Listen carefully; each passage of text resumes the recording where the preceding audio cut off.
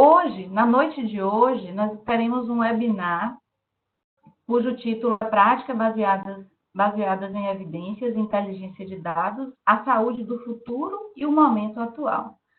Né? E vai realmente conduzir essa interessantíssima temática, 3 profissionais de peso.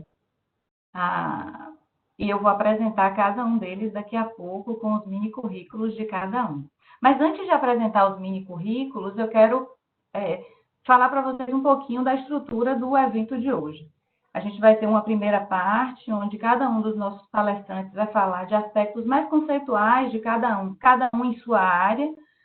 Depois, a gente vai ter um momento de debate entre os participantes e, finalmente, um momento em que o público, vocês que estão aqui com a gente hoje, vão poder interagir com os nossos queridos palestrantes. Para fazer essa interação, eu vou pedir que vocês utilizem o chat da nossa plataforma. Nesse chat tem um perfil chamado Pergunta e Resposta, e vocês vão poder digitar as perguntas de vocês. No momento que a gente chegar na terceira parte do evento, eu vou compartilhar com os palestrantes as perguntas que foram feitas pelo público durante o evento ou até no final. Então, vocês não precisam esperar chegar lá no final do evento para digitar as perguntas, elas podem ser encaminhadas desde já, ou desde o momento que vocês desejarem, certo? Então, para iniciar as apresentações de hoje,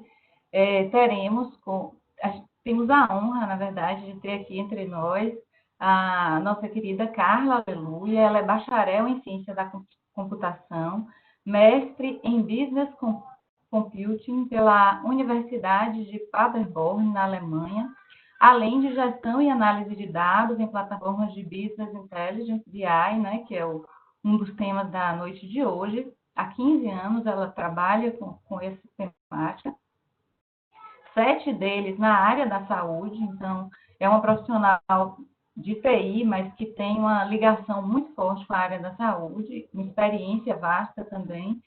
Então, com certeza, vai compartilhar muito dessa sua experiência conosco. E é responsável pela área de analítica, processos e inovação da Santa Casa da Bahia e pela implantação dos requisitos de cultura analítica exigidos pela certificação RIMS Analytics estágio 7, que tornou o Hospital Santa Isabel referência do Norte-Nordeste em transformação digital da saúde. Então, Carla é quem vai abrir a nossa apresentação de hoje, e à medida que eu for convidando os outros palestrantes, eu vou apresentando também os mini currículos de cada um. Então, eu convido agora Carla para iniciar as apresentações. Assim que ela finalizar, eu vou convidando os outros palestrantes e a gente vai se comunicando ao longo da apresentação. Carla, boa noite, seja bem-vinda. A palavra está com você.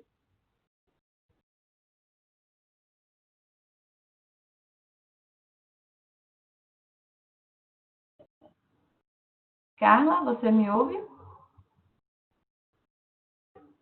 Te ouve alguma... te ouço agora. Ai, desculpa, gente, tinha ficado no mudo. Eu estava falando, eu estava agradecendo, obrigada pelo convite, Ju, Patrícia, professor Tarcísio, é uma honra estar aqui com vocês hoje, Bruno, nesse momento. Agradeço à Faculdade Santa Casa pelo convite. Tenho certeza que a gente vai poder discutir, assim, interagir esses 2 temas de uma forma bem bacana aí.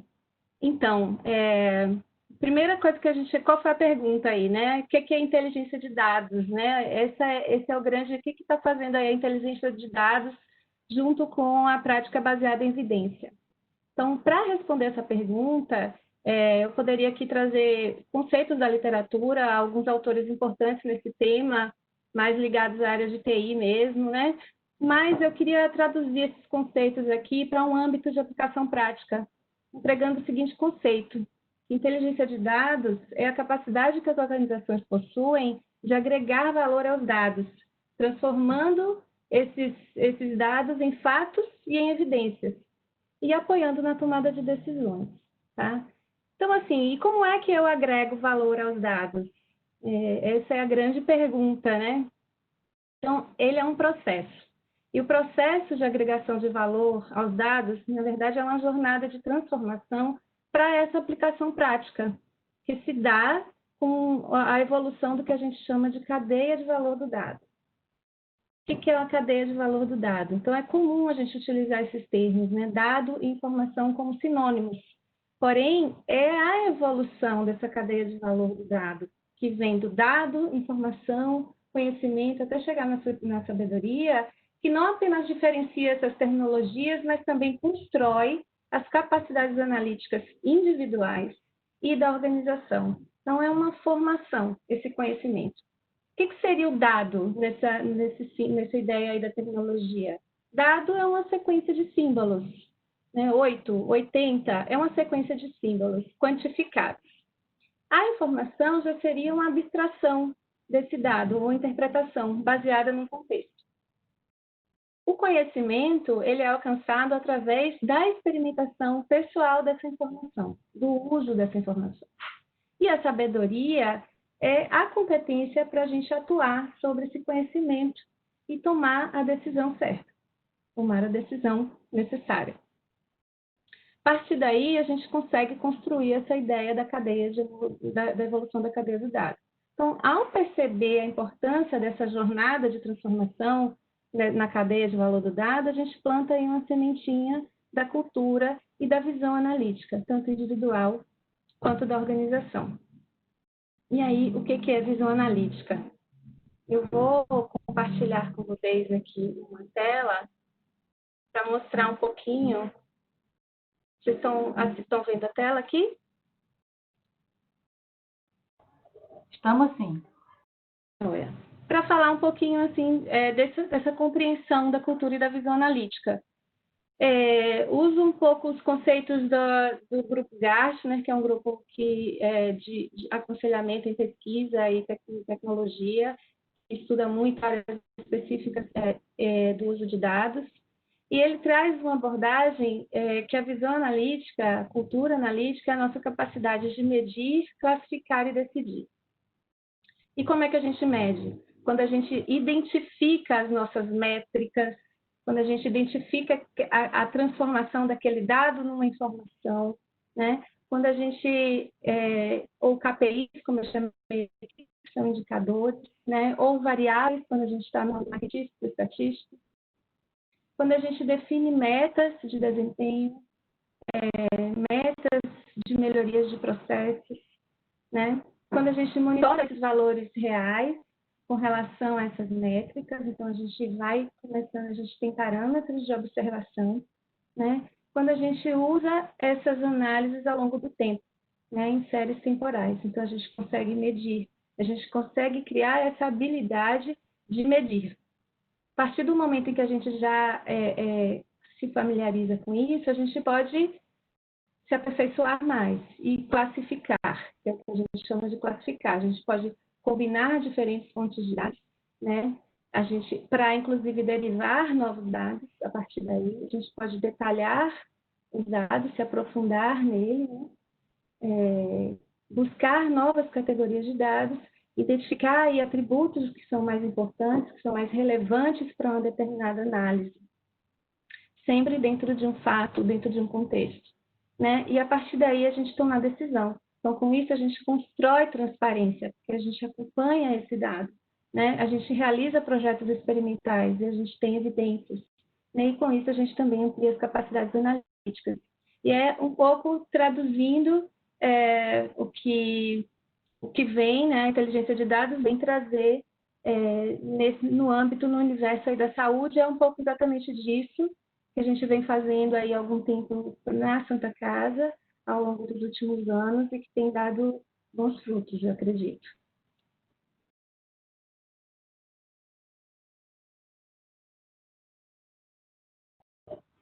Ok, Carla, muito obrigada. Então, Carla trouxe, assim, ela, na verdade, instrumentalizando elementos mais conceituais.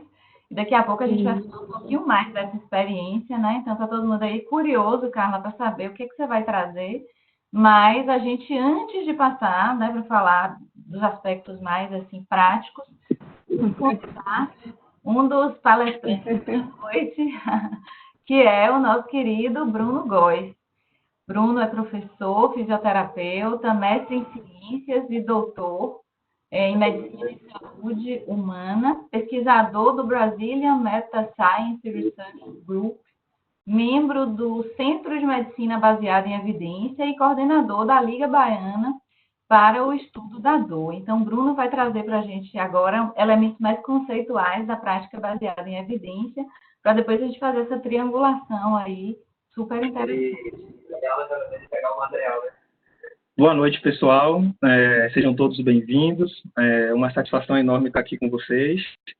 E desde a criação, né, desse evento, nos bastidores, falando aí para o pessoal que está ouvindo, esse grupo de organizadores, palestrantes, se reuniu algumas vezes e está sendo incrível esse contato com toda a equipe. E quando um evento nasce nesse contexto, a gente só pode ter bons frutos. Então, satisfação enorme estar aqui hoje. Então, pessoal, como Juliana já sinalizou, a ideia é que nós possamos trazer aspectos conceituais, né, definições, esclarecer, né, para aquelas pessoas que ainda possuem alguma dúvida, o que vem a ser a prática baseada em evidências. E nada mais justo do que a gente fazer o aspecto totalmente conceitual, né? O termo atual de medicina baseada em evidências, que depois evoluiu para prática baseada em evidências, porque aborda atualmente toda a área de saúde, ele nasce no Canadá, especificamente na universidade cujo símbolo está aqui embaixo, a Universidade de McMaster. Vejam só esse texto, né? Marca bastante, de forma clara, esse território. É o uso consciente, explícito e sensato, e é muito importante deixar claro isso, porque como é algo novo, comumente, algumas discussões, apresentações, as pessoas podem ter as ideias podem ser dicotomizadas, no sentido que ou você ama a PBE ou você odeia a PBE. E vejam que desde o seu princípio, de sua essência, não existe essa dicotomia nem imposição. Tá? Então, uso consciente, explícito e sensato da melhor evidência científica disponível para a tomada de decisão clínica, acrescida da experiência do profissional e preferências do paciente. Vejam que os termos marcados em verde, eles representam os 3 pilares da PBE, os famosos pilares da PBE. Então, nós temos a experiência clínica do profissional, o apoio da equipe e do profissional através das evidências científicas para auxiliar na tomada de decisão, assim como as preferências, crenças, opiniões dos pacientes e, dependendo do cenário, inclusive dos seus familiares. Esses 3 pontos, esses 3 pilares, em igual proporção, para que a gente possa ter uma adequada tomada de decisão.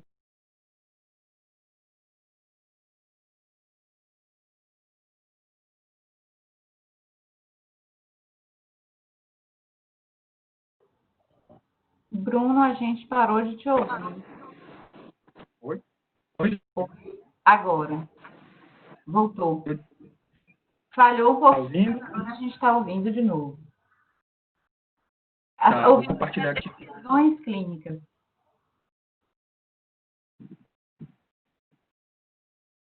Beleza. Então, continuando, né? A prática baseada em evidência, ela é uma ideia, né? É uma forma de pensar o ambiente clínico. Eu, particularmente, como fisioterapeuta, né? A minha profissão, ela é voltada especialmente para a aquisição de habilidades técnicas, ou seja, ser um bom clínico e ser humanizado, ter atenção com o paciente. E justamente a prática baseada em evidência vem reforçar que a nossa tomada de decisão, além da experiência clínica e dos pacientes, nós, de preferência, devemos nos apoiar nas evidências científicas. Por que isso é importante? Porque o método científico ajuda a gente na tomada de decisão. No ambiente clínico, a gente tem diferentes opções para escolher, né, frente a uma determinada situação clínica, seja no campo do diagnóstico, do prognóstico ou do tratamento. Apesar de tratamento ser mais conhecido, a PBS aplica a todos os cenários clínicos. E aí fechamos, né, o que é prática baseada em evidências. E agora um destaque para o que não é prática baseada em evidências. Bom, rede social não é prática baseada em evidência, não é evidência científica esclarecendo. Qualquer informação técnico-científica que vocês acessarem, vejam a fonte inicialmente, de preferência filtrem se é uma fonte de confiança, e atualmente nós temos várias fontes de confiança, mas mesmo que seja uma fonte de confiança, não vai nos abonar como leitores de acessar aquela informação na íntegra. tá? É muito importante deixar isso claro. Outro ponto importante, o que não é prática baseada em evidências, é prática baseada em artigos. Isso não é PBE. O que é prática baseada em artigo? Me apoiar apenas nas evidências científicas para a tomada de decisão. Se eu me apoio somente em artigos, eu esqueço dos dois outros pilares que são tão importantes quanto, que é a experiência clínica, preferências, crenças, opiniões, vontades dos pacientes. Isso é bem comum de acontecer, é bem comum de deturpar, né, o princípio da PBE, focando apenas nos artigos científicos. E a ideia é que a PBE ela nos proporciona uma evolução do raciocínio clínico, né, o que a gente já está acostumado para um raciocínio clínico apoiado em probabilidades. As evidências científicas nos ajudam a reduzir nossas incertezas frente a uma tomada de decisão. Isso facilita, né, para o clínico, em termos de segurança e de benefícios, né, para os pacientes. E sim, representa uma mudança de paradigma, uma mudança de cultura, de contexto, que a gente vai abordar, inclusive, no momento de hoje, e está começando. Então, por isso que é importante esse tipo de evento para nós debatermos frente à sociedade, frente aos colegas, o que vem a ser a prática baseada em evidência. Eu disponibilizo para vocês, quem tiver interesse, né, tem o código QR que você pode apontar aí com o seu celular para baixar esse artigo, porque ele traz justamente um artigo conceitual que eu escrevi com um grande amigo, Diego Rabelo, e nós abordamos de forma mais profunda essa introdução à prática baseada em evidências, assim como quais são seus limites, suas barreiras e ideias de como implementá-la no dia a dia de um ambiente clínico, por exemplo, tá bom? Então fica aí à disposição caso vocês queiram pesquisar futuramente. E aí uma mensagem inicial. Evidências científicas nos ajudam a gerar conceitos. Esses conceitos é que vão determinar as condutas. Eu acho que esse é o resumo desse recado inicial que eu quero passar para vocês, tá bom? Fica aí o meu contato, inclusive das redes sociais aqui embaixo, para quem quiser manter contato posteriormente, tá bom? Vou parar aqui o compartilhamento. Obrigada, Bruno. Trouxe mais esse elemento para essa construção que a gente vai fazer na noite de hoje. Eu esqueci de falar uma coisa super importante sobre Bruno. Ele é professor dos nossos cursos de pós-graduação. Então, quem tiver matriculado nos cursos de pós-graduação vai ouvir Bruno falando com maior profundidade sobre esse tema, que é saúde baseada em evidência, ou prática baseada em evidência. A terceira convidada da noite é minha queridíssima amiga, professora, enfim, colega de trabalho, Patrícia Alcântara. Ela é fisioterapeuta, especialista em práticas educacionais em saúde e fisioterapia respiratória, mestre e doutora em medicina e saúde humana e gerente de ensino e pesquisa do Hospital Santa Isabel. E também quero aproveitar a oportunidade, porque toda noite, Paty, que tem evento aqui, eu agradeço a você pelas grandes contribuições que você tem feito à faculdade. Então, Patrícia tem sido uma ponte importante entre a faculdade e o hospital e tem não só facilitado a construção dos nossos estágios, como trazido, assim, ideias e contribuições maravilhosas na construção dos nossos cursos. Então, aproveito a oportunidade para falar ao vivo aqui para você, que nós temos uma gratidão enorme por todo o apoio, enfim, por todo o caminho que você tem construído com a Faculdade Santa Casa. Então, seja muito bem-vinda. Nós todos estamos muito felizes de poder te receber aqui essa noite. Quem agradece sou eu, Juliana. Me ouvem bem? Sim, estamos ouvindo bem. Ótimo. Então, quem agradece sou eu, essa oportunidade de estar aqui falando para essa conversa. Como o colega Bruno falou, nós, desde o momento que pensamos nesse encontro, realmente tantas confabulações, tantas coisas vieram à nossa mente e realmente não pensávamos de tantos produtos, né? E tantas possibilidades futuras que tenho certeza virão desse momento, né? Mas eu fui chamada para falar justamente dessa aplicação. Patrícia, práticas baseadas em evidências, inteligência artificial, como é isso no mundo concreto, real, né? Então, nessa minha experiência como gerente de ensino e pesquisa, lá se vão 15 anos no Hospital Santa Isabel, como professora, durante todo esse tempo, acompanhando as atividades tanto no campo prático quanto em salas de aula, como é que nós vemos a aplicação nesse momento desses dois conceitos, né? Então, eu vou começar compartilhando também a minha tela aqui. Deixa eu ver se vocês veem bem.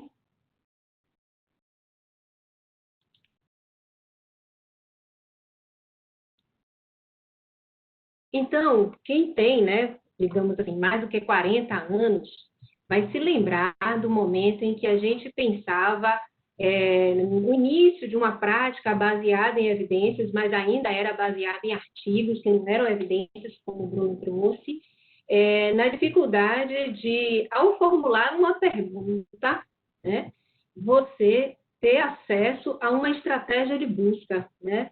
Então, assim, nós corríamos para algumas bibliotecas e, a seguir, nós fazíamos as solicitações daqueles artigos, entregávamos às bibliotecárias e pagávamos.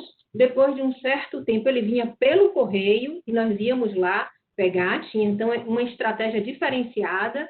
Depois, fazer a interpretação desses dados, todos em revistas internacionais, né? E, em seguida, fazer a extrapolação desses dados, observar o que é que eles serviriam para a nossa prática. Isso na década de 90, no século passado. Então, a gente tem o quê? 30 anos, não é muito distante, historicamente, desse momento em que nós estamos. Pelo menos eu acredito assim, né? E aí, nessa década de 90, que começou o grande avanço da tecnologia, a chegada dos computadores domiciliares, eles já existiam em outros locais, mas no final da década de 90, os computadores eles passaram a ser realidade em algumas casas, essa tecnologia pôde ser um pouco mais acessível. E aí, eu acho que o primeiro marco de práticas baseadas em evidências, do ponto de vista mundial, aconteceu com um pensamento de uma pessoa chamada Bertrand Russell, que pensou numa forma de sistematizar essas informações através de um sistema, né? Então, assim, e foi o pensador, o criador do UpToDate, Bud Rose, ele nos deixou esse ano, inclusive, ele foi uma das vítimas de complicações do Covid, aos 77 anos, mas antes disso ele deixou um legado, né, que é pensar no point of care, que é pensar no suporte à decisão clínica, né, e que é pensar nessa possibilidade de aglutinar evidências, de fazerem revisões. Hoje a gente tem, falo sem conflito de interesse, hoje nós temos uma possibilidade de outros sistemas também, então tem a Dynamed com a EBSCO, então nós temos também o Clinical Key, e tudo isso para favorecer a possibilidade de avaliação das evidências científicas. Mas se nós formos falar o Brasil, né, Patrícia, então, como é que começou essa possibilidade de avaliação de técnicas, de tecnologias em saúde? E aí nós tivemos, no final dessa década também de 90, a abertura, a criação do REBRATES, a Rede Brasileira de Avaliação de Tecnologias em Saúde, em que, para dar assistência a essa rede de avaliação de tecnologias, surgiram os núcleos de avaliação de tecnologia em saúde, e esses núcleos, eles procuram justamente dentro da sua operação as práticas baseadas em evidências para ajudar na tomada de decisão, que foi justamente o que o professor Bruno trouxe. Então, esses núcleos de avaliação, de incorporação de tecnologia, de avaliação de tecnologia, eles se encontram nas secretarias estaduais, municipais de saúde, nos hospitais de ensino por todo o Brasil, sejam eles universitários, filantrópicos, hospitais públicos municipais e estaduais, ajudando justamente os gestores nas tomadas de decisão. Então, isso aconteceu lá ao final da década de 90, 98, e hoje a gente tem muitos núcleos difundidos por todo o Brasil e que ajudam justamente a tomada de decisão com práticas baseadas em evidências. Mas se a gente for falar de business intelligence, então nós estamos falando de dados, como Carla trouxe, esses dados estão todos estruturados, essas informações, elas estão, então, distribuídas de forma que nós possamos auxiliar a gestão e a assistência. Esses dois lados, por assim dizer, eles têm cada vez mais se unido para pensar em possibilidades preditivas, então, fazer análise de como vamos utilizar de determinada ferramenta terapêutica ou tomadas de decisão sobre uma determinada patologia, uma pessoa que apresenta uma insuficiência cardíaca, por exemplo, ela dando entrada em determinada condição, que suporte nós podemos dar a essa pessoa até o final. Isso é só para ilustrar um pouco do que tem acontecido realmente com a utilização dos dados nas práticas assistenciais. E aí a gente vai ilustrar um pouquinho, mas vamos falar um pouco mais depois sobre a saúde 4.0, onde pensem que todos esses dados, que não são gerados apenas pela integração de informações, então, quando nós estamos em prontuários eletrônicos, nós temos uma série de informações que estão sendo ali colocadas, e para fazer a inteligência artificial, esses dados todos, eles são unidos e são avaliados, e a saúde 4.0, ela vai tentar integrar não só o que vem do prontuário eletrônico, mas o que a gente chama também de utilização da internet em todos os seus aspectos. Então, eu sou fisioterapeuta, tenho especialização na área de fisioterapia respiratória, durante muito tempo trabalhei com a área de terapia intensiva, e nesse momento eu estou vendo como é que está a mecânica respiratória do paciente no ventilador. Se todos os dados estiverem integrados, eles também já foram para essa fonte, e juntamente com os dados do prontuário, eu consigo gerar muito mais informações, uma colaboração de informações de todos esses circuitos que podem me ajudar na prática assistencial. Então, eu digo para vocês que prática baseada em evidência e inteligência de dados é uma realidade da nossa assistência hoje. Era isso que eu queria dizer, Ju. Vamos continuar. Então, vamos continuar, né? Essa foi só uma apresentação rápida de cada um, e eu vou começar a lançar aqui algumas provocações para os nossos palestrantes da noite. Vou começar com Carla, que é a nossa palestrante, assim, talvez a mais esperada, porque todo mundo fica perguntando, bom, de que forma, né, como é que um profissional da área de tecnologia, né, que está produzindo dados, pode, de alguma forma, interagir ou ajudar diretamente na prática de um profissional da área de saúde. Então, Carla, eu queria começar as provocações pedindo que você falasse para o nosso público hoje como se pode dar essa relação entre a tecnologia da informação, através da inteligência de dados, e o profissional de saúde que está ali à beira do leito, né, precisando tomar uma decisão ali para tratar o seu paciente. Perfeito. Ótima pergunta. Então, vamos lá. Eu costumo dizer assim, que o uso de dados, se difere um pouco a gente olhando no âmbito da TI, né? Não se trata de um requisito de sistema, né? Em que a gente vai lá e diz, eu preciso de um sistema que faça isso, faça aquilo, registre tal dado, tal informação. Né? Onde há uma encomenda e a gente aguarda um prazo para essa entrega. Né? E só depois que está lá pronto a gente vai, testa, implanta, né, o prontuário eletrônico, por exemplo. Né?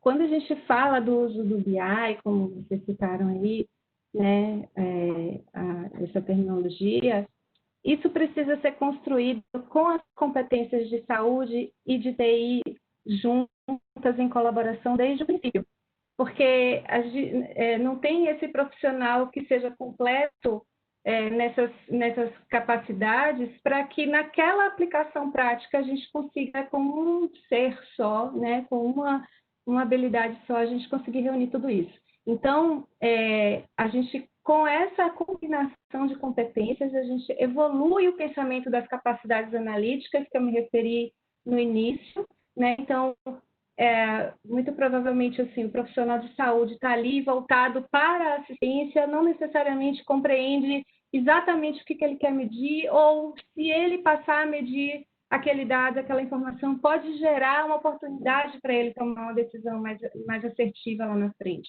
né? Então, é uma combinação, né, para apoiar nessa evolução das capacidades analíticas, do que se quer medir, para que a gente vai medir isso, né? Não simplesmente para apresentar um indicador no final do mês, né? Mas para apoiar de fato na sua atividade fim, né? Apoiar em qual decisão, né? Muitas vezes é uma tomada de decisão que é rápida, que precisa ser rápida, mas que se a gente já tem a compreensão daquele contexto, tem a sabedoria para tomar aquela decisão, isso passa a ser mais fluido, né? Porque as duas competências estão caminhando juntos, lado a lado, desde o princípio. Eu sempre digo isso, a gente não faz só de um lado, eu quero tal indicador e me devolve pronto. A gente precisa treinar isso, a gente precisa alinhar os conceitos, alinhar os pensamentos, evoluir nas capacidades analíticas, formas de visualização desse dado, fazer leituras gráficas, que isso parece ser uma coisa simples, mas muitas vezes não é. E com isso, eu acho que vai tendo um ganho ao longo de todo o processo, desde o princípio. Acho que assim flui muito mais assertivo do que trabalhar de forma separada. E é assim que a gente vem evoluindo na Santa Casa, inclusive.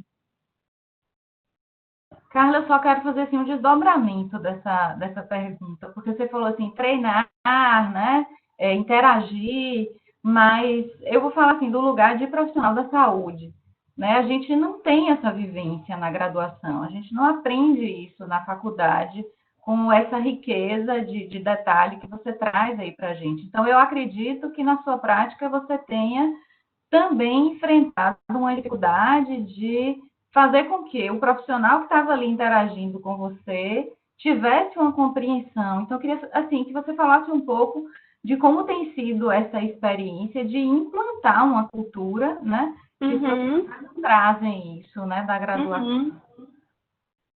Perfeito. De fato, né? Como do lado de cá também a gente vai adquirindo as habilidades em saúde, né? Como diria o Dr. Ricardo, meu CRM chega já já. Mas, enfim, como é que a gente... Isso é o que a gente chama na área de dados, a gente chama de alfabetização de dados, ou data literacy, que fala-se muito isso em termos conceituais aí. É esse processo de fazer a alfabetização do dado e perpassa por todo esse processo de transformação que eu falei. Então, de fato, né, talvez a partir de agora as faculdades comecem a pensar e a introduzir disciplinas em que traga um pouco o profissional da saúde para um universo mais tático, né, menos operacional, vamos dizer assim, né?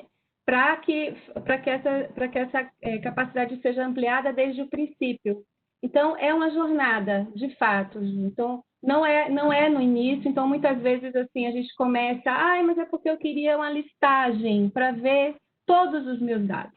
E aí a gente vai fazendo isso. Vamos trazer a listagem, vamos trazer todos os dados que você espera que tenha.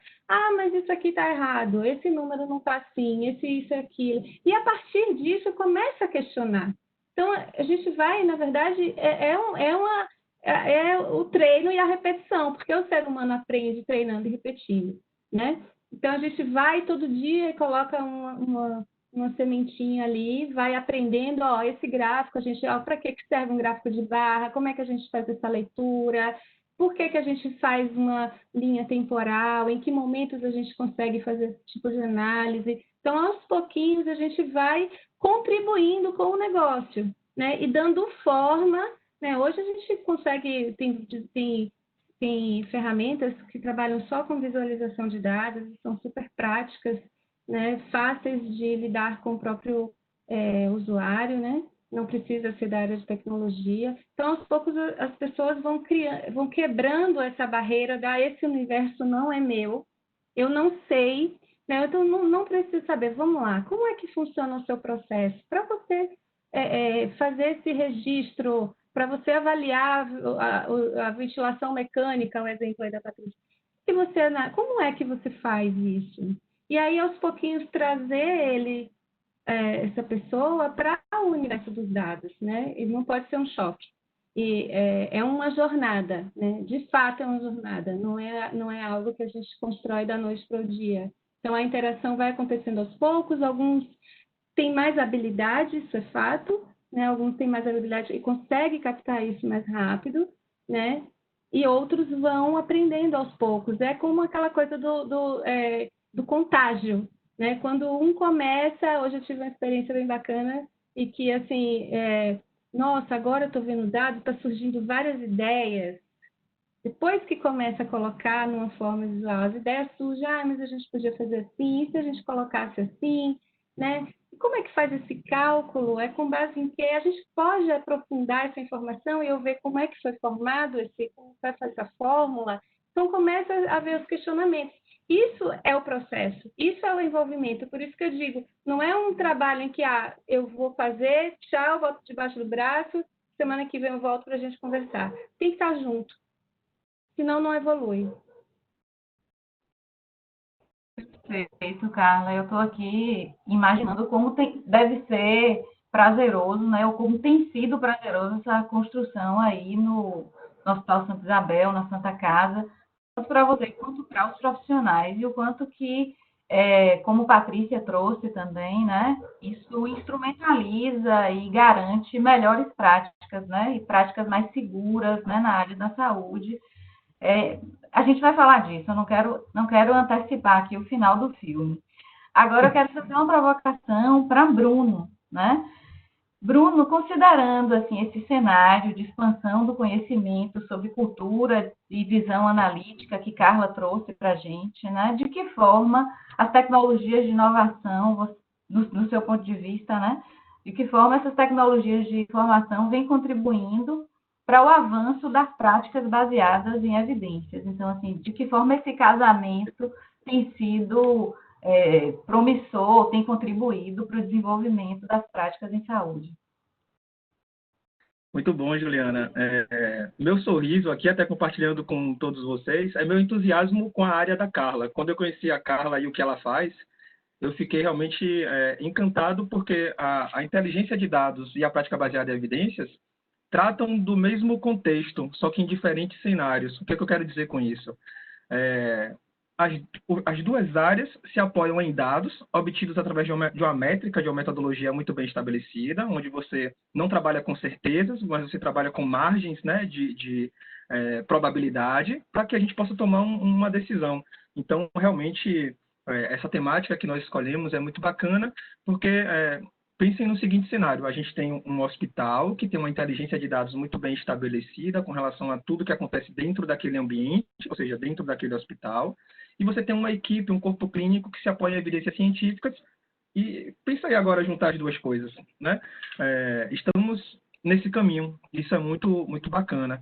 A inovação tecnológica, Juliana, eu penso no seguinte: primeiro, no que a Carla falou, né? Ficou bastante claro para a gente que nos debruçarmos de forma metodológica, analítica, sobre os dados locais, vai fomentar muito claramente a equipe em relação à tomada de decisão, né? Seja a quantidade de leitos, tempo de internamento, né? O consumo das medicações que tem no hospital. Então, acho que o primeiro ponto é esse, né? A tecnologia da informação com os dados locais, e isso é uma realidade que não é tão presente na maioria dos locais. Então, é algo realmente diferenciado que a gente acabou de ouvir. Então, vou me ater a outros dois tópicos. Como a prática baseada em evidência tem sido beneficiada, digamos assim, né, pela tecnologia em geral. Eu penso que, primeiro, quanto à popularização, isso é um fato, e que eu tenho acompanhado quase que desde o início no Brasil, o advento das redes sociais. Isso tem ajudado bastante a popularizar a prática baseada em evidência, seja através de Facebook, Instagram e outras mídias. Ficou muito claro que nos últimos 5 anos isso tem aumentado, nós temos cada vez mais pessoas fazendo essa divulgação, essa propagação, isso tem repercutido tanto na academia quanto nos eventos científicos. E um outro grande tópico é que a gente está, nesse momento, vivendo uma revolução no campo científico, no sentido em que diferentes plataformas têm fomentado a discussão, o debate, o controle, tanto da qualidade científica quanto da transparência científica. Isso é muito, muito bacana. A gente está, o mundo, né, tá vivendo uma transição. Da década de 50 para a década de 90, nós vivemos a era da quantidade de evidências científicas. Então, produzir. E nesse momento agora, o mundo está se debruçando e está começando a cobrar que as publicações tenham cada vez mais qualidade e que elas sejam tenham transparência desde a sua origem, o que é muito bacana. Isso é fomentado, basicamente, por plataformas específicas. Então, nesse campo, eu quero trazer alguns exemplos, tá bom? Primeiro, transparência e qualidade. Nós temos iniciativas como a REBEC, como o Próspero e outras, onde os pesquisadores devem postar os seus protocolos metodológicos antes de fazer a coleta de dados. Ou seja, todo mundo tem acesso àquela metodologia e vai poder cobrar o autor depois que ele publicar o artigo se ele fez alguma mudança, né? Porque se você faz um projeto de pesquisa, ele já foi aprovado pelo Comitê de Ética, espera-se que você faça exatamente aquele protocolo. Então, isso garante, ou pelo menos tenta garantir, né, a transparência das evidências científicas. Outras iniciativas que eu gostaria de citar. A iniciativa Equator, coloca no Google Equator e vai ter uma plataforma com vários checklists que direcionam a gente para a transparência por desenho de estudo, que ajuda bastante o consumidor de ciência a avaliar criticamente, né, aquele artigo que ele está olhando.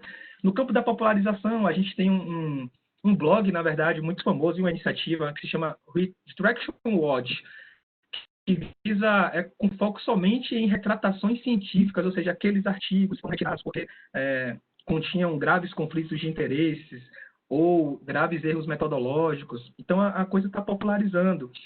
Nós temos a iniciativa Choosing Wisely. A iniciativa Choosing Wisely é muito legal porque ela traz, tanto para os pacientes quanto para os clínicos, listas de procedimentos desnecessários. E tudo isso que eu estou falando é mediado pela internet, pelas plataformas, né, de diferentes modelos.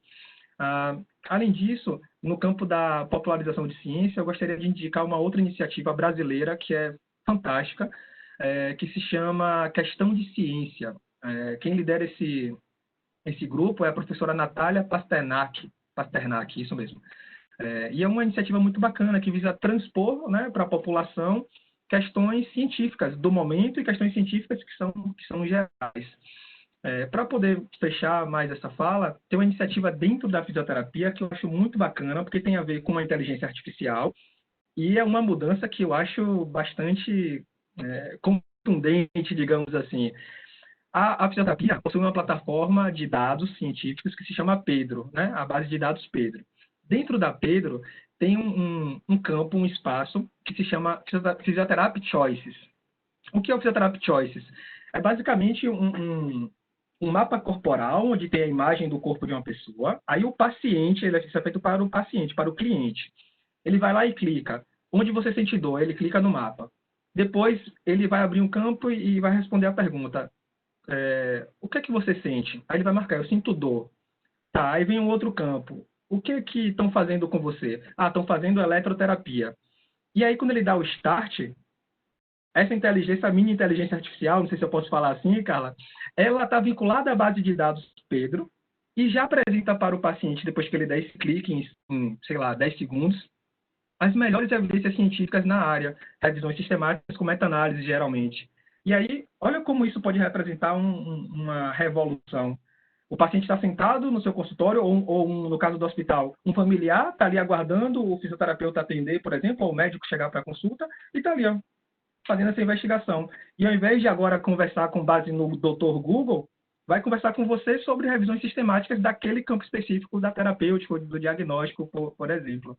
Então, é uma revolução que chegou, existe uma integração muito grande, e talvez o maior exemplo desse processo todo, que aí cabe a gente conversar depois, é o Watson, né, a inteligência artificial da IBM, que dentre várias áreas tem se dedicado bastante à saúde. E aí a dúvida é, qual que vai ser o limite, né, da tecnologia versus a habilidade humana de conduzir o ambiente clínico? Então, fecho esse comentário, essa discussão, mas com uma pergunta, né? Para a gente discutir depois. E, Carla, essa aí foi teleguiada para você, viu? Tô achando. Vamos Carla, lá. se você quiser falar um pouquinho sobre isso agora, fica à vontade. Olha, não tem limites, tá? Na verdade, assim, acho que a gente está iniciando e desbravando um universo que a gente ainda não tem limite. E não é assim, o uso é inteligência artificial, sim, Bruno. E o uso da inteligência artificial não vai substituir pessoas. Isso é algo que a gente também precisa destacar muito, né? Então, assim como adorei o exemplo da Patrícia no início, né, que lá nos anos 90, como era que a gente fazia uma pesquisa, que tinha que aguardar, que era aquele tempo todo, depois, né, para você chegar a uma informação. E hoje é muito rápido, porque você consulta isso online e você aproveita esse tempo para adquirir outras habilidades, para adquirir mais conhecimento, enfim. Então, o uso da inteligência artificial vem para suprir esse momento, né? Porque realmente o cérebro da gente não raciocina na mesma velocidade que as máquinas em algumas situações, tá? Para absorver volumetria de dados, então isso é importante também, mas outros aspectos também se tenta fazer aspectos cognitivos e tal, mas nenhuma máquina hoje chega à habilidade da mente humana, né? Então, vem sem limites, né? Hoje eu acho que vai existir um momento aí de adaptação também das pessoas para esse novo mercado, para esse novo momento, né, de transição, de saber utilizar as ferramentas, né, os robôs, a inteligência artificial, né, ao nosso favor, né, para melhorar a qualidade experiência de paciente, né, qualidade de vida, enfim, tudo aquilo que está ligado a práticas em saúde. É por aí. Perfeito. Perfeito. Posso falar, Júlia? Olha, vocês dois, não sei. Fantástico. Eu concordo com esse pensamento, né? Porque ser humano é insubstituível, sempre, né? Então, essa habilidade de sermos humanos, mais o nosso conhecimento científico vai ajudar a usar melhor a tecnologia, né? E a guiar a evolução da própria tecnologia para frente. Eu acho que essa é a grande revolução, né? A gente trabalhar com a mente probabilística para poder ajudar usar a tecnologia a nosso favor. E ao longo da história a gente tem milhares de exemplos disso, né? Onde vem uma nova tecnologia, postos de emprego são perdidos, mas outros vários são criados, né? Desde que seja para o benefício da humanidade, e estamos vivendo isso agora, essa revolução. Não é, eu penso também que não é para se assustar, é para comemorar, né? Pelo contrário. Isso, exatamente. Com certeza. E assim, pegando o gancho da fala, tanto de Carla quanto de Bruno, né, dessa revolução, e Carla trouxe uma provocação muito interessante, que é as faculdades precisam começar a se preocupar, principalmente os cursos da área de saúde, em apresentar a necessidade de se aproximar desse conteúdo desde a graduação. Né? E assim, a Faculdade Santa Casa tem se preocupado com isso, é uma coisa que eu converso muito com o professor Tarcísio, Patrícia também traz sempre essa provocação, né, para nós, e a gente vai colocar nosso estudante também dentro de um campo de prática que já vive isso. Então, com certeza, isso vai facilitar muito o aprendizado dos nossos alunos. E aí eu quero trazer Patrícia aqui para a roda, né? Carla falou, Paty, um pouco assim, do lado do profissional da TI na interação com os profissionais de saúde. Mas aí eu pergunto para você, a geração de profissionais de saúde que está trabalhando hoje nos serviços, e em especial aí no Santa Isabel, que é a sua realidade, detém esse conhecimento, né? Tem habilidade para estar dialogando com esse profissional da TI, desenvolvendo e elaborando e conduzindo a elaboração dessa inteligência de dados? Ela falou e, assim, foi bom que a câmera estava fechada, que eu chega me ajeitei aqui na cadeira, senti logo a provocação, né? Mas é verdade, a gente tem um grande momento de transição, né? Se nós pensarmos, então, que eu falei da vinda, né, das práticas baseadas em evidência, da saúde baseada em evidência, ou ainda medicina baseada em evidência, né, são três definições, denominações similares, na década de 90. Então, assim, em 2004, o professor Atala, ele tinha feito uma pesquisa, tinha visto as matrizes curriculares de todas as escolas médicas no Brasil, as escolas médicas apenas no Brasil, e apenas 4% delas tinham dentro da sua matriz curricular a cultura da saúde baseada em evidências, ou como eles dizem, a medicina baseada em evidências. Patrícia, isso foi em 2004. Não mudou muito? Mudou. Fomos para uma outra pesquisa que ele conduziu em 2018. E aí ele achou 20% das escolas médicas no Brasil com um componente, com uma disciplina de medicina baseada em evidências, ou saúde baseada em evidências. Isso se dá muito mais na pós-graduação, né? A gente tem muito mais proximidade com o tema nas pós-graduações, sejam elas lato sensu e stricto sensu, e eu acho que não devem deixar de existir também nessas áreas, porque nesse local é muito interessante, porque as práticas baseadas em evidências aí encontram a interdisciplinaridade e a interprofissionalidade para poder enriquecer ainda mais a visão, a experiência desse profissional de saúde, todas as práticas, e realmente nós temos avançado muito mais nas áreas de pós-graduação do que de graduação com relação ao conhecimento de práticas educacionais em saúde. Mas se nós formos falar de BI, se nós formos falar de inteligência de dados, nós não vamos ver isso nos componentes. O que eu vejo, e aí é subjetivo das instituições de ensino, é que nós estamos entendendo que isso vai ser um conhecimento intuitivo dessa geração que está sendo colocada agora para o mercado de trabalho, né? Se nós vamos falar dos baby boomers, se nós vamos falar da geração X, vai encontrar isso que a Carla falou no início, né? Então, as pessoas pensaram que o prontuário eletrônico era trazer o escrito agora para um outro meio, e não pensar digital, né? O mindset é diferente, a forma de você construir os dados, trazer, é diferente. E aí eu dou muita risada quando ela estava falando, porque a gente se encontra várias vezes assim, eu quero a lista de meus dados. Aí Carla falou, aqui estão os seus dados. Não, mas não foi isso que eu falei, não foi isso que eu botei. Como não? É isso que está aqui, ninguém mudou, ninguém alterou, a gente não está falando ainda. Então, essa estruturação dos dados é uma coisa que, hoje em dia, né, nós temos ainda um avanço com maturidades diferentes entre diferentes, realmente, profissionais, e que, aos poucos, está se dando pela experiência prática de campo, realmente.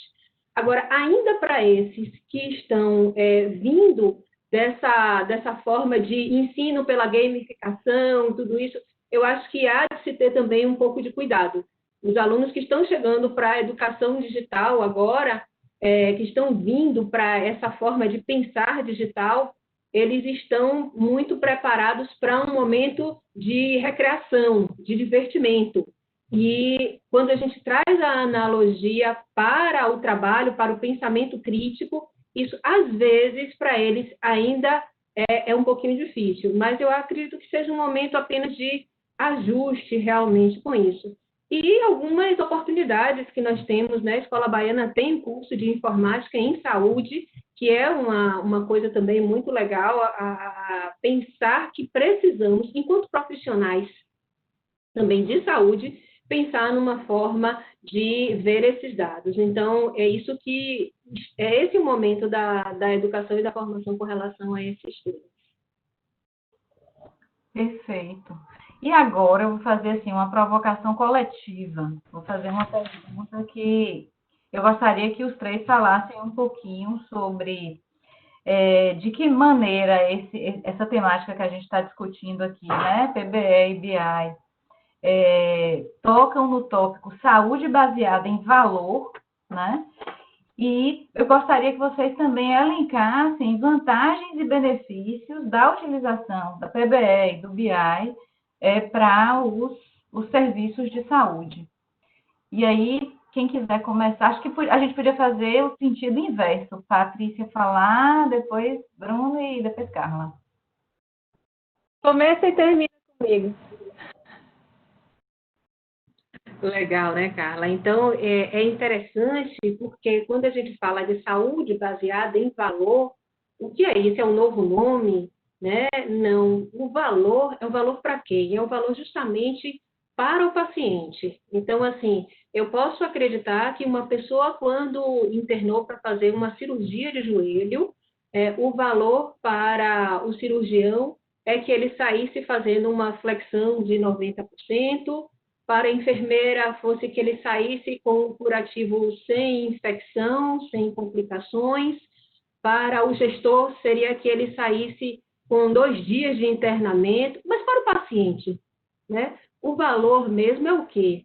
O valor é ele sair com a cirurgia feita, ir para casa, volta para a realidade social, as dores são possíveis de serem toleradas por um momento após o procedimento cirúrgico, mas ele se restabelece das suas funções, ele volta a uma condição funcional dentro dessa sociedade. Esse é o valor. E é isso que nós temos que almejar para esse paciente. Então, todas as práticas, né, que foram baseadas em evidências, elas servem para construir melhores condutas assistenciais, sejam diretrizes, sejam protocolos, que não são formas de engessar o profissional de saúde, de retirar sua autonomia, mas sim de ajudar nessa condução. Ao longo disso, é possível ter uma série de informações como está o desencadeamento desse processo até chegar ao final, e essas informações todas, juntamente com a informação que mais vale para o paciente, que é ele não reinternar no hospital, que é ele ter qualidade de vida, tudo isso conta de uma forma brutal. Então, isso é saúde baseada em valor. É acompanhar toda a melhor prática durante isso, reunindo informações e que consiga um desfecho que é centrado no paciente.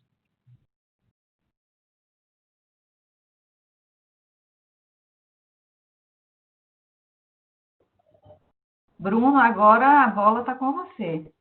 Perfeito. Patrícia foi falando e eu fui fazendo algumas anotações aqui, porque o conceito de valor é bastante amplo, isso ficou bastante claro na fala de Patrícia. Valor pode ir por diferentes caminhos. Na nossa área, né, na área de pesquisa, na área de saúde, tem um campo científico que trata exclusivamente disso, que se chama economia clínica. O campo da economia clínica é incrível, é fantástico, porque a ideia é que a gente possa conciliar o mundo da gestão, da administração, com o mundo clínico, da forma mais saudável possível. Então, essa área existe e as coisas podem, merecem e devem ser tratadas dessa forma. Porque não adianta a gente tomar a melhor conduta terapêutica do ponto de vista das evidências científicas se o custo é absurdo e não tem nem disponível naquele ambiente. Então, isso está dentro da tomada de decisão. Na economia clínica, a gente tenta pesar benefícios, potenciais danos e riscos, mais o custo efetivo daquele procedimento, daquela situação. E aí equilibrando tudo isso para tomar a melhor decisão. E aí fica bastante claro, por exemplo, a união dos dois mundos. Né?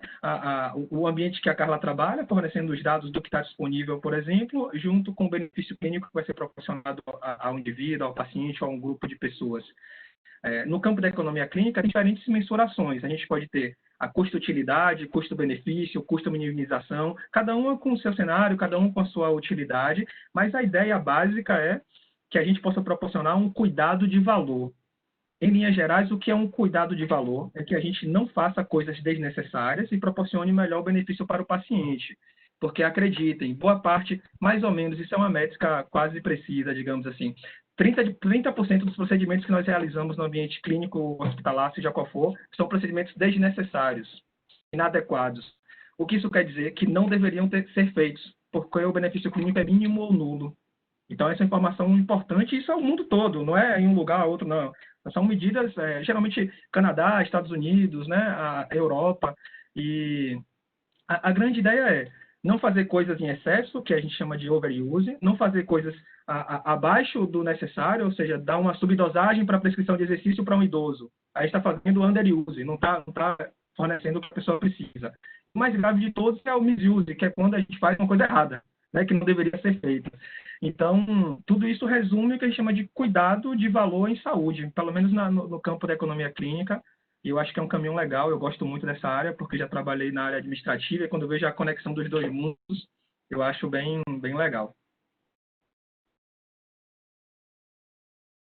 Então, eu vou tentar amarrar aí as duas falas, dizendo o seguinte: o desafio, na verdade, é maximizar essa equação, né?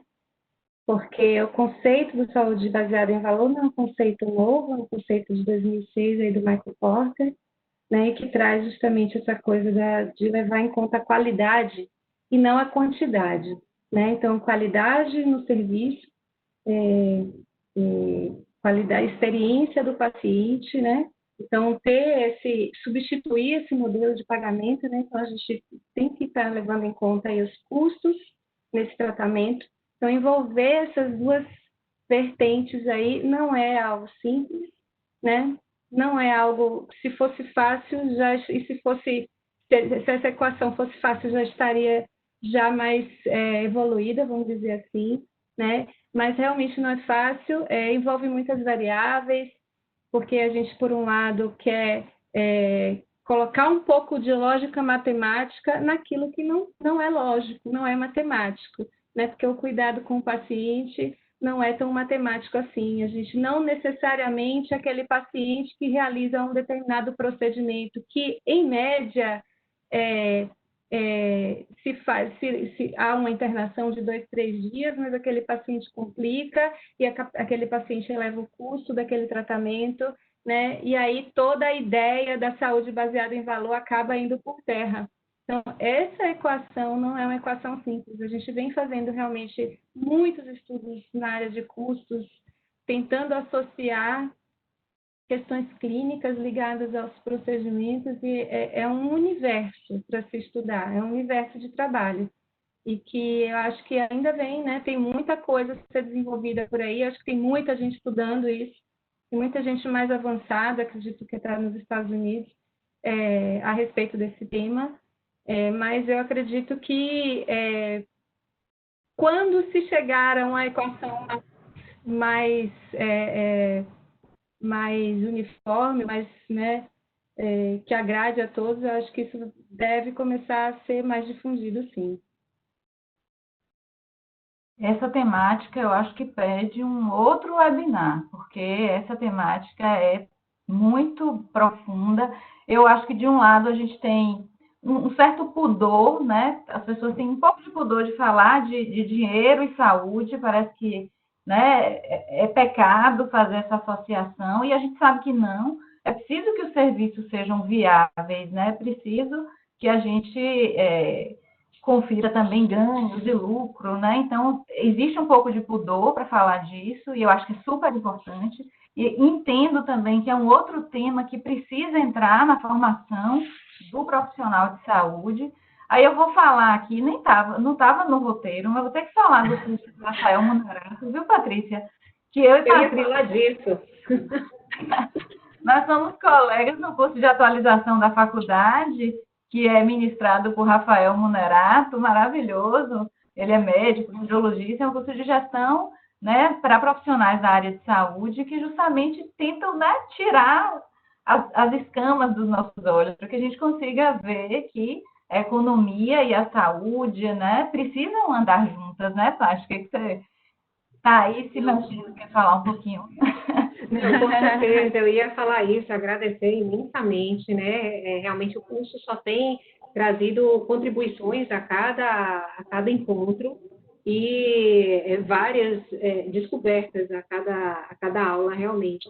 E dentro dessa discussão, como o Bruno falou, de melhores práticas com redução de desperdícios, né? Quando a gente fala do SUS Wisely, mas também da parte da gestão, vindo de todo o conhecimento de redução de desperdícios. Então, a gente tem um pareamento, né, dessas duas ideias. Então, se de um lado eu tenho Lean Six Sigma, se eu tenho a diminuição de desperdícios, e juntamente com esse pensamento da prática baseada em evidências, reduzindo ou então evitando procedimentos que não precisariam ser feitos, a gente realmente caminha para uma melhor visão.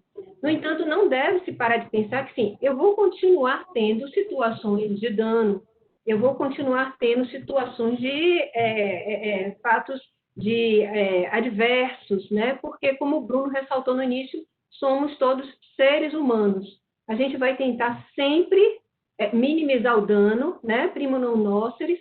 Então, primeiro a gente vai tentar evitar esse dano, além de trazer o bem. Mas esse caminho de avaliar essa possibilidade de desperdício, de fazer coisas que não agregam valor ao longo do caminho da assistência do paciente, isso é extremamente importante. Sem dúvida.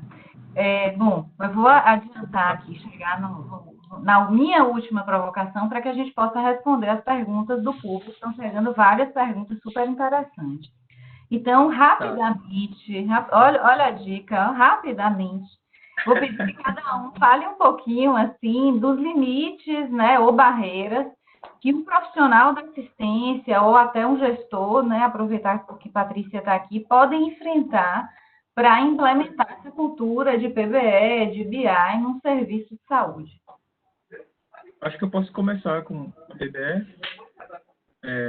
Assim, Juliana, isso é documentado de forma, inclusive, bastante vasta no mundo todo. O que eu quero falar com essa documentação?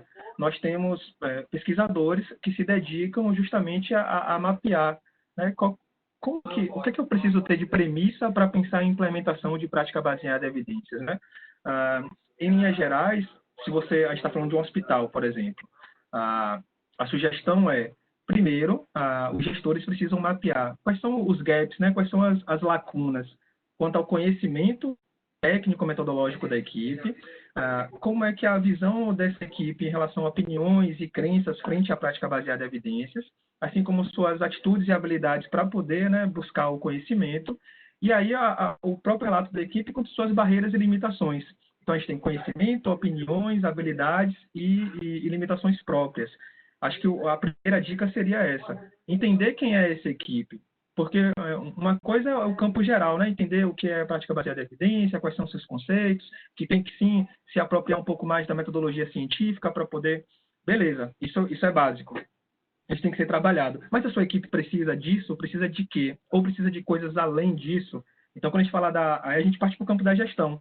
Mas existem dados científicos demonstrando isso no Brasil, inclusive, América Latina, Europa, Ásia, para daí a gente poder instrumentalizar a equipe e pensar mais para frente em implementação, que eu acho que é um tópico que a gente vai falar mais para frente.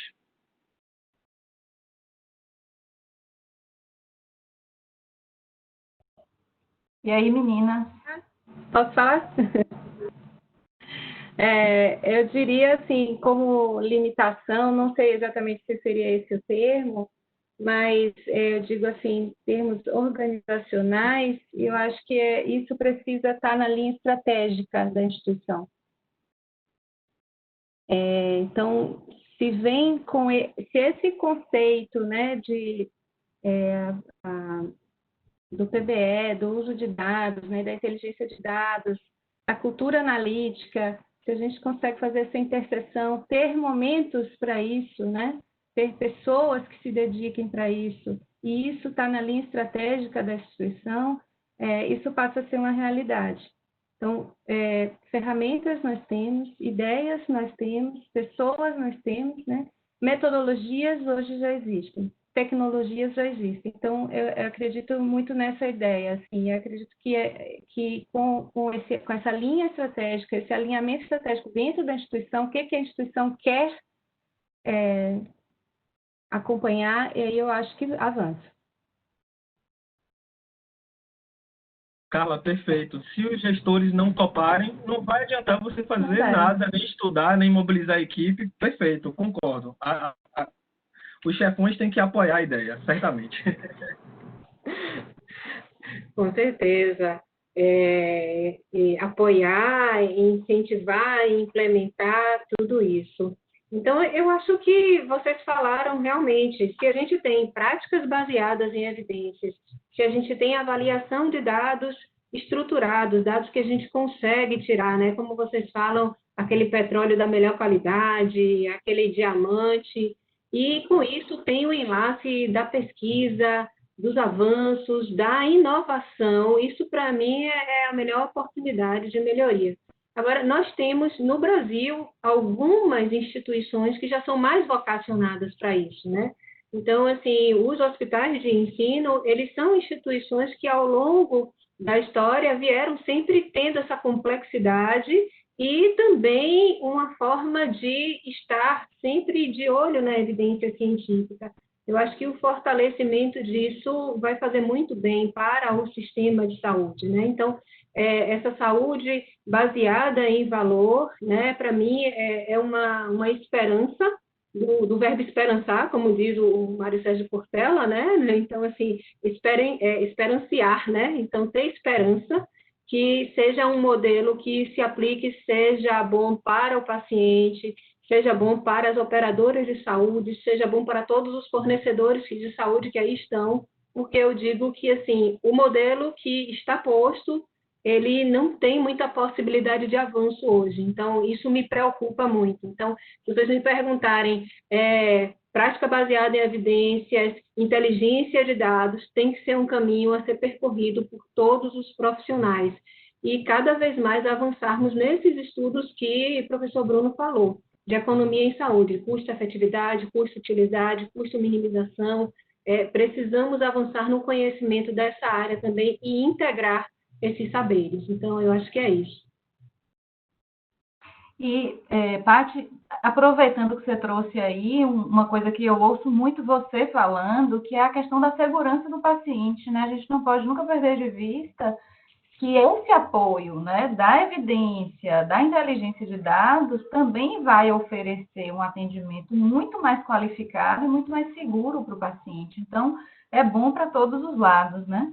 E agora, a gente vai partir para ouvir as perguntas, né, do nosso público. Eu vou lançando as perguntas, alguns até direcionaram para os palestrantes, e aí eu vou falando e vocês vão se identificando com elas ou não. Grimaldo diz o seguinte: as práticas baseadas em evidências e o uso de BI facilitam o desenvolvimento das análises prescritivas, e aí ele lança a pergunta se o Santa Isabel, que ele diz, vocês já vêm utilizando, acredito que ele esteja perguntando do Santa Isabel.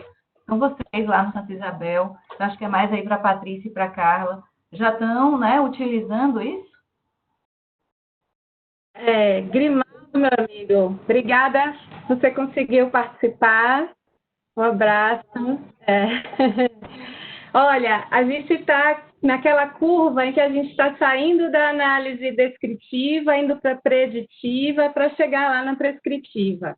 Então, é um caminho que a gente vai seguir, que é daquela predição, né? O que a gente vai, a prescrição disso, né?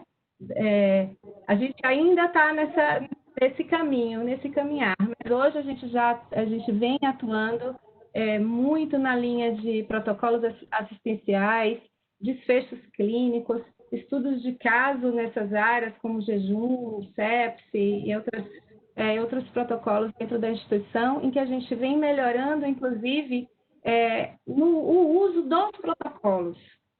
Porque, de novo, eu volto para o início dessa apresentação aqui. Então, a partir do momento... esse foi um grande exemplo prático de quando, no início, o profissional da saúde não tinha tanta afinidade com os dados, e, aos poucos, a gente melhorou os protocolos.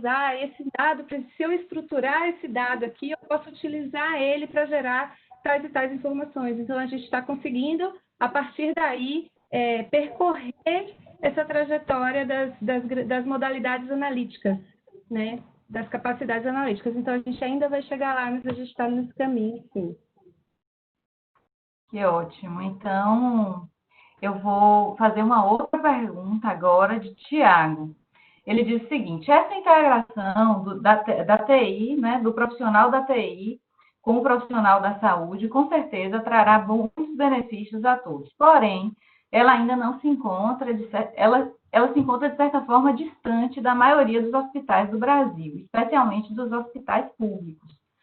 Na verdade, é uma pergunta, desculpa. Ela não se encontra, né, distante da realidade da maior parte dos hospitais do Brasil, especialmente os hospitais públicos, é a primeira provocação dele. Depois ele diz: existe algum tipo de política de incentivo para tornar isso uma realidade no sistema hospitalar brasileiro?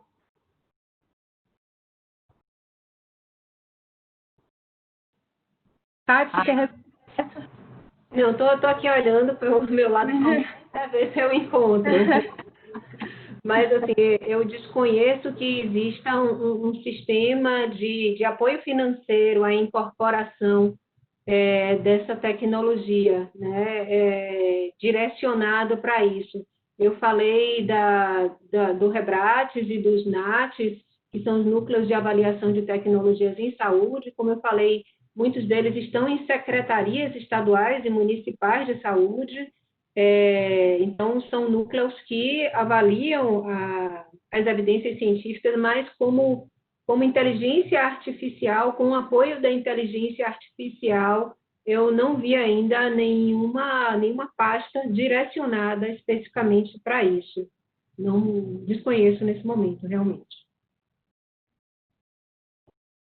E sobre, acho que talvez Carla, não sei se ela conhece o cenário assim, nacional, mas se a gente pensar, Carla, no cenário nacional, você conhece, assim, não sei se em números, mas existem muitos hospitais no Brasil que dispõem dessa organização ou dessa tecnologia que o Santa Isabel utiliza? Olha, o Santa Isabel ele faz parte de um grupo que é a ANAP, que é a Associação Nacional de Hospitais Privados.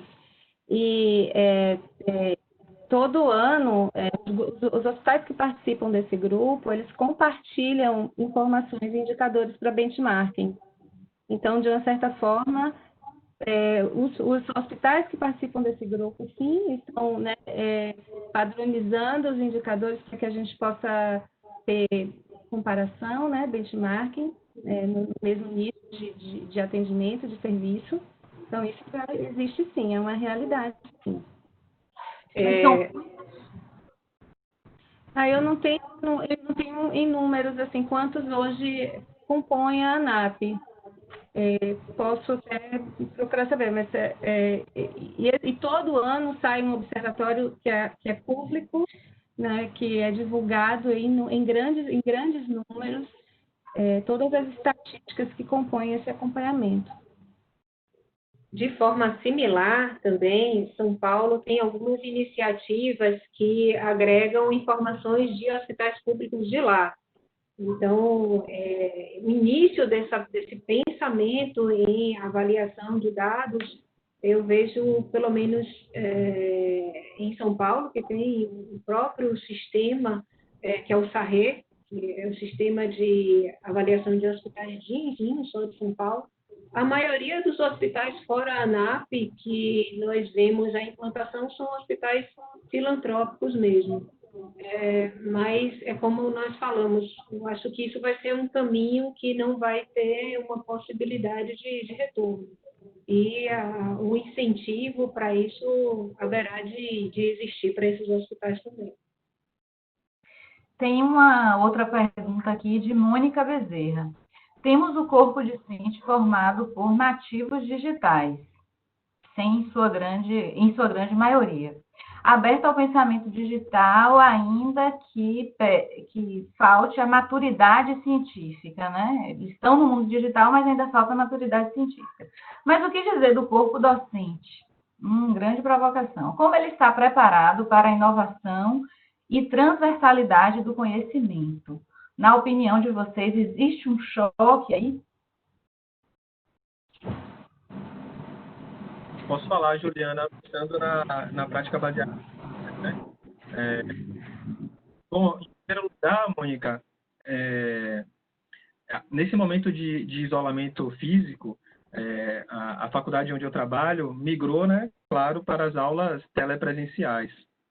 E aí, dentro desse contexto, pelo menos onde eu trabalho, nós percebemos que esses nativos digitais, eles são restritos aos, como a Patrícia comentou, são restritos aos aspectos mais de entretenimento.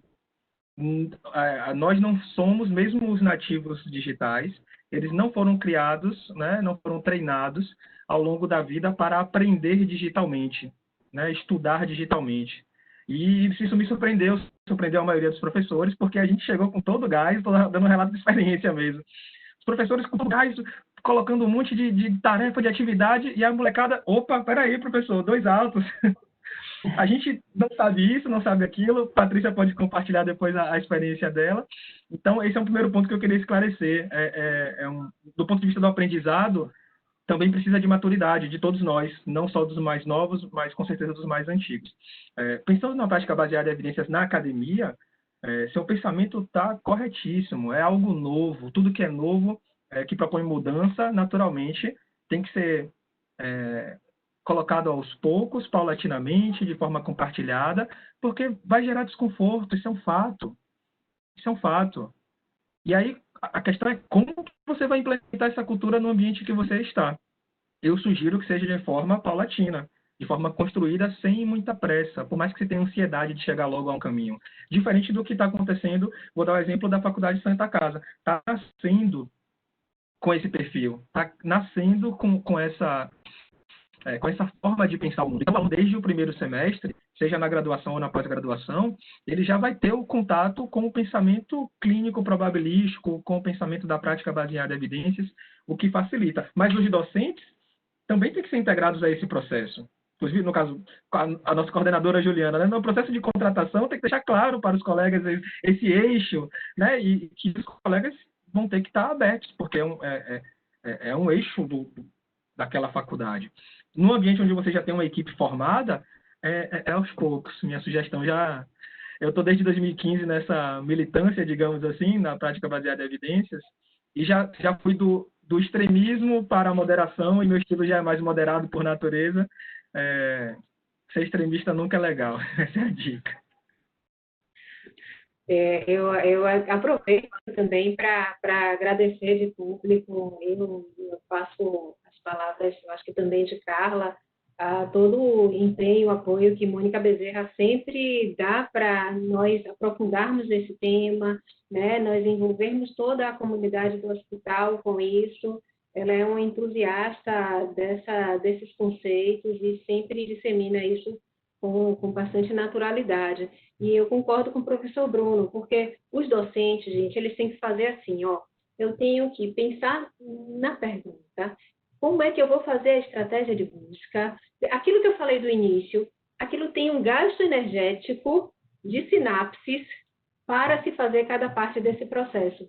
Enquanto que esse nativo digital, ou essas pessoas que estão tendo essa possibilidade de aprender dessa forma, eles já vão ter uma facilidade dessa passagem no processo, né, Juliana? Então, você da neurologia aí, me ajude nisso, porque, assim, é como se ele tivesse um gasto de engrama diferente, né, para cada momento de passagem dessas ações. E isso tem também um momento de deslocamento para esse conhecimento. Não digo, Mônica, que ele chega a ser um embate, chega a ser um choque, mas vai ter um time, vai ter um tempo diferenciado realmente para a aplicação desses conhecimentos. E a gente vai precisar passar por isso, para poder se estabelecer um conhecimento mais linear em toda a equipe e Carla parar de sofrer tanto com a gente. Criar mais adeptos. Vou até aproveitar aqui a fala de Patrícia e a pergunta de Mônica para dizer que, assim, eu acho que é um momento também muito democrático, né, onde aluno e professor se veem nesse lugar, assim, de necessidade extrema de se adaptar e de aprender. Então, se todo mundo souber aproveitar esse momento, ele vai ser rico demais. Quer dizer, ele já tem sido rico para quem está conseguindo aproveitar, né, esse embate, né, que vocês estão trazendo aí como uma grande oportunidade de que todos nós, né, estejamos aprendendo sempre Eu e Patrícia, por exemplo, agora estamos aprendendo Instagram, né, Patrícia? Bruno já deu algumas dicas, a gente está sempre aprendendo. Tem mais uma pergunta aqui, de Mônica Bezerra. Ana, eu queria Oi, comentar. diga, Bruno. Oi, tá me ouvindo? Estou ouvindo.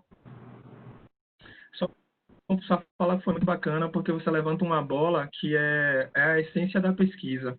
Quando a gente fala do pensamento probabilístico, a gente está longe de falar de certezas. Porque se você tiver certeza, você não precisa fazer pesquisa. Então, as pesquisas reduzem as nossas incertezas. Então, você parte do princípio da humildade, que você está aprendendo com aquela informação. E esse momento de mudança de cultura, mais ainda. Né? Você, olha, eu não fui formado com essas características. Eu já estou há 30 anos no mercado, 20 anos no mercado, mas concordo com essa forma de pensar. E tem que ser humilde mesmo para poder correr atrás, né, do que tenha que ser feito. Por exemplo, o conhecimento.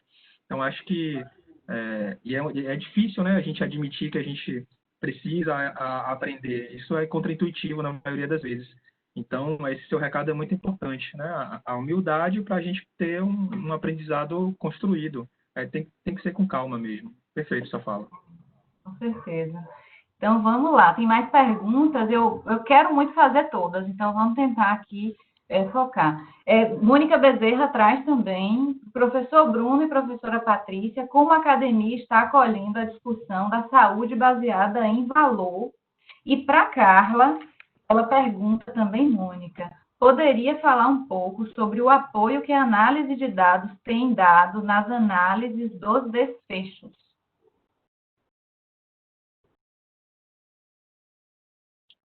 Quem começa? Pode falar, Carla, nós falamos agora, por favor. Tá bom. Mônica, um grande beijo. Obrigada, minha inspiradora aí para o uso de dados nessa instituição. Sim, posso trazer exemplos, né? Como eu falei, um pouco a pouco, a gente apoia nos protocolos assistenciais, né? Exemplo, protocolo de jejum, né? A partir do momento em que a gente começou a trazer dados a serem acompanhados e a serem medidos, começou a observar um melhor acompanhamento do tratamento desses pacientes que têm que têm diabetes, né, que têm comorbidades e que antes, sem esse acompanhamento, ficavam mais tempo internados, né, que a partir do momento que o dado passou a estar à mão, outras ações da própria nutrição e da própria enfermagem, da própria assistência de modo geral, passou a tomar em função das informações que são acompanhadas diariamente nos protocolos de jejum. Então, a gente traz, isso é democrático, o acesso a esses dados é democratizado dentro da instituição, então não há limitação para isso, e a assistência tem em mãos condição de estar acompanhando esses desfechos, né? Então, foi feito há um tempinho atrás, aí a gente fez uma análise, um estudo, e veio reduzindo o tempo de permanência, por exemplo, a partir do momento em que ações baseadas no protocolo de jejum foram tomadas em função da democratização do dado, né, do acesso aos dados, esse acompanhamento do paciente. Bem bacana, inclusive, esse estudo que foi feito. Muito bom. Agora, Patrícia e Bruno. Eu confesso que saúde baseada em valor não é um tema que eu tenho visto dentro dos componentes de administração em saúde, não. Eles estão começando a ser tocados agora por alguns profissionais, né?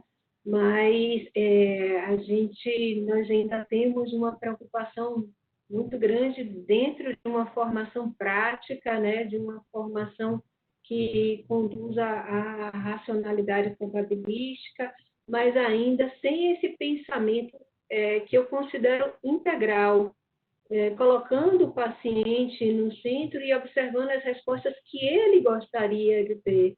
Por mais que nós falemos no pensamento da saúde integral, humanizada, a saúde coletiva traz isso muito forte, nas percepções do paciente, mas isso fica de um lado de acolhimento, de percepção, mas ele se transformar em números, ele gerar, a partir daí, todo um conhecimento para fazer isso que Carla falou, ajustes nos protocolos, ajustes na assistência, e com isso fazer com que a roda gire. Eu acho que isso ainda está para ser implementado nas escolas de saúde. Como nós falamos aí, é um grande destaque da Faculdade Santa Casa sair na frente com esse pensamento de trazer todos esses conceitos desde a formação do profissional e conviver realmente com as experiências que nós temos desse acompanhamento, como o Carla falou. Não sei se Bruno tem também outra experiência sobre esse assunto na graduação ou pós-graduação. Numa linha muito parecida, Patrícia. Em sentido, Mônica, a discussão de saúde baseada em valor, ela, pensando na economia clínica, ela está sempre agregada ao ensino da prática baseada em evidências, né? Então, e além disso, essa discussão existe em algumas faculdades, não são todas, né? Pensando da saúde baseada em valor da forma que nós comentamos aqui. E precisa ser fomentado, de fato, isso é algo importante. Teve uma outra questão que a Mônica colocou sobre o tema também, que estou lendo aqui no chat, é que, em minha visão, a forma mais humanizada de atender um paciente é justamente você implementar a prática baseada em evidências, porque você não vai hipervalorizar os desejos, preferências e vontades dos pacientes, vai levar isso em consideração, mas não é o que manda no tratamento, proporcionando o que é de melhor benefício para ele dentro de uma experiência clínica. Então, acho que proporcionar um atendimento ou um diagnóstico seguro, preciso, né, sem gastar tempo, sem submeter a pessoa a um procedimento desnecessário e ainda levar em consideração suas opiniões, preferências e crenças, não tem uma receita, na minha opinião, que seja mais segura para os pacientes e seus familiares. Então, esse comentário é muito legal.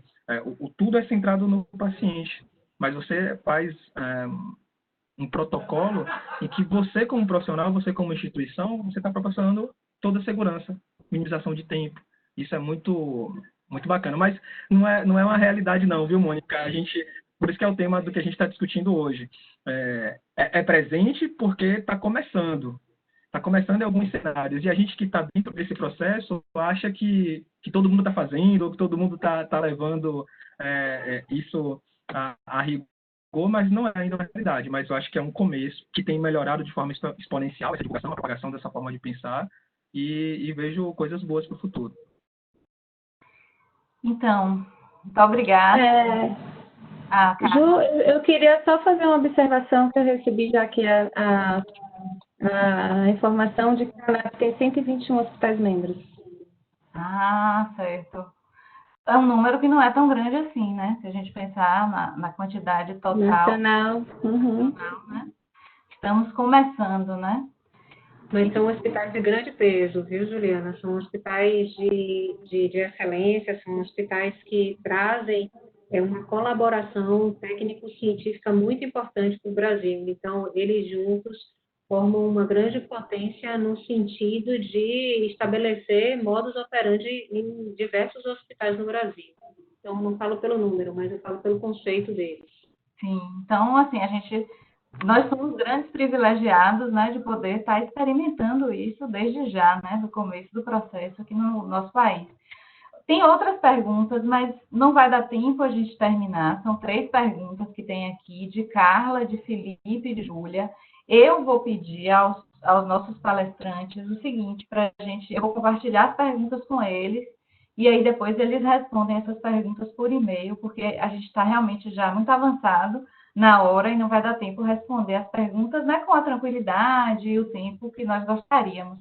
Então, a gente faz isso, e aí já fico logo com a ideia de que precisamos fazer novos eventos, né, aí abrindo dentro dessa temática. Acho que de repente a gente vai convidar a Mônica para falar também, já que ela é uma entusiasta do tema, né, então vamos pensar em novas articulações para aprofundar realmente o debate desse tema, não só do ponto de vista acadêmico, mas entendendo que é uma contribuição mesmo para a sociedade, né? Entendendo o quanto que é importante que as pessoas sejam sensíveis à necessidade de trazer isso desde a formação até a implantação dessa cultura nos serviços de saúde. Então, Em nome da faculdade, quero agradecer imensamente a presença dos três, mas não só a presença, a participação ativa na condução, na preparação, desde das sugestões assim, para o cartaz, para o título, para o formato, enfim. Foi para mim assim, um grande prazer e um momento de muito aprendizado, né, ter convivido com vocês aqui, desde aquela sexta-feira à noite que eu liguei para a Patrícia para sugerir esse evento, até o dia de hoje. Então, muito obrigada realmente a todos vocês. Foi muito bom e eu aprendi demais. Quero assim, abrir a palavra, franquear a palavra, se vocês quiserem falar passar alguma mensagem assim, de encerramento.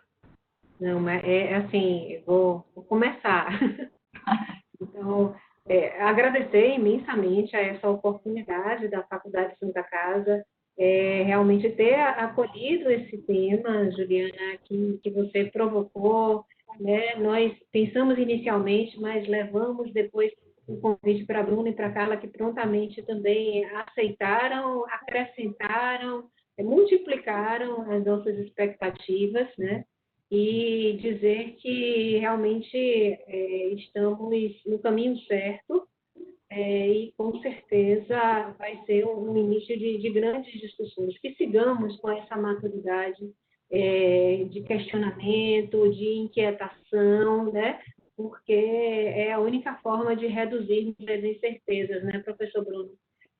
Fazendo a pergunta certa, olhando os dados, sem ter medo do risco relativo, absoluto, né? E conseguir realmente confiantes nessa possibilidade de trazer uma saúde associada a um valor para o paciente. Vamos pensar que a saúde e nós estamos sendo formados para oferecer o melhor para eles, que também venha a ser para nós mesmos. Então, a Faculdade de Santa Casa está de parabéns por esse momento. Obrigada.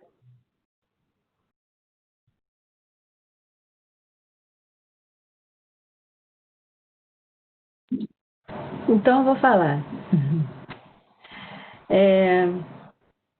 Eu também quero agradecer imensamente. Nossa, foi muito bom estar compartilhando essas experiências. Saio desse momento com mais conhecimento, e isso é o que é o legal, né? A gente na troca, a gente cresce, com várias coisinhas aqui na minha cabeça que estimulam esse pensamento. E assim, e com esse propósito, né, usar aquilo que eu venho estudando há muito tempo da minha vida, aplicar isso num propósito, né, no propósito do servir, que é o que move a Santa Casa, né? Tanto na sua linha de saúde, agora como educação. Eu acho que esse elo tem tudo a ver e engrandece a gente nesse momento. Muito obrigada.